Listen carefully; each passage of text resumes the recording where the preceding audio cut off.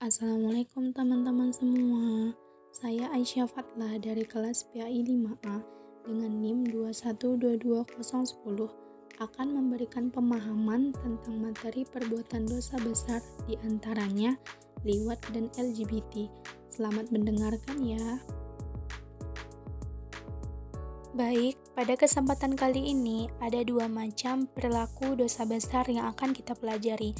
Yang pertama liwat, yang kedua LGBT.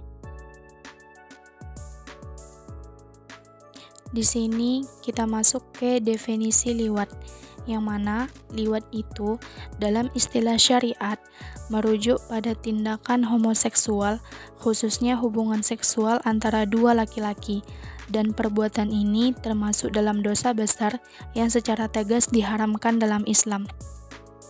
Adapun dalil-dalil yang terkait tentang liwat ini, yang pertama bisa dilihat pada Quran surat Al-A'raf ayat 80-81 di mana Allah berfirman yang artinya, "Dan kami juga telah mengutus Lut kepada kaumnya.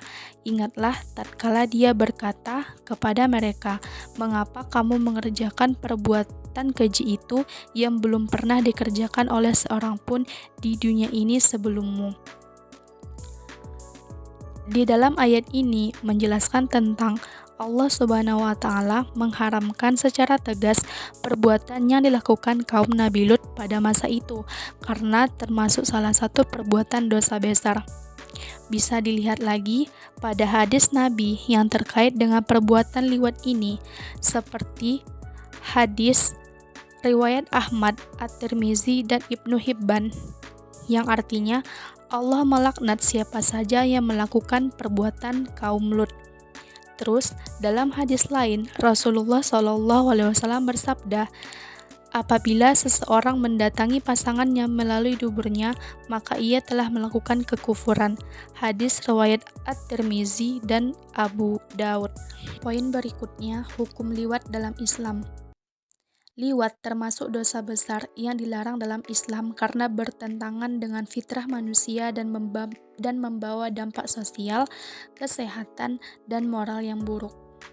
Ulama sepakat bahwa hukuman bagi pelaku liwat sangat berat, namun terdapat perbedaan pandangan mengenai implementasinya. Yang pertama, mazhab Hanafi, di mana pelaku liwat dikenai hukuman takzir atau hukuman yang ditentukan oleh penguasa karena dianggap sebagai tindakan kriminal. Yang kedua, mazhab Maliki, Syafi'i, dan Hambali mengatakan hukuman pelaku liwat adalah had yang sama seperti zina, yaitu rajam bagi yang sudah menikah dan cambuk 100 kali bagi yang belum menikah. Yang ketiga, mazhab Zohiri, di mana pelaku liwat dihukum mati baik sudah menikah maupun belum. Poin berikutnya tentang dampak liwat. Dampak liwat ini ada beberapa macam. Yang pertama, merusak moral dan akhlak. Liwat merusak tatanan akhlak masyarakat, membuka pintu kepada perbuatan keji lain dan bertentangan dengan fitrah manusia.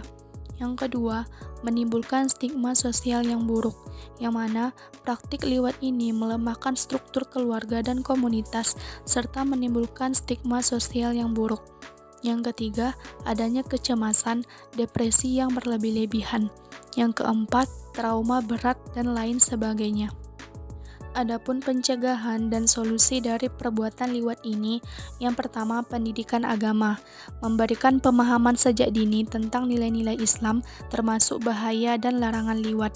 Yang kedua, membina akhlak mulia, menanamkan sifat malu atau haya, menjaga hubungan sosial yang sehat dan menghindari pergaulan yang buruk.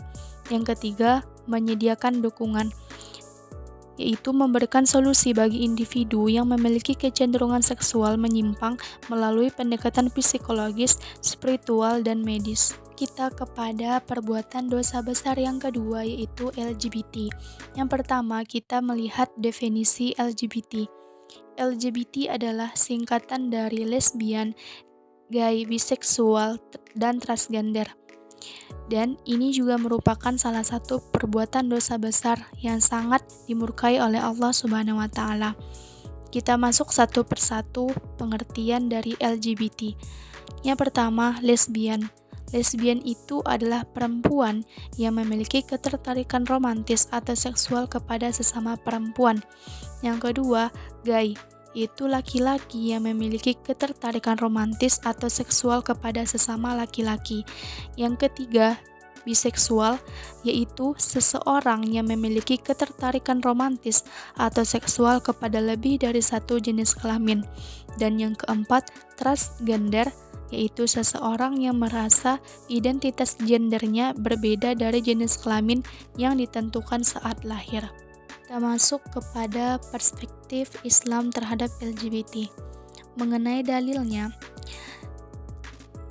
kisah kaum Nabi Lut yang dihancurkan karena perbuatan mereka atau homoseksual menjadi peringatan besar dalam Islam terdapat pada Quran Surat Al-A'raf ayat 80-81. Sama dengan dalil berkaitan dengan liwat tadi.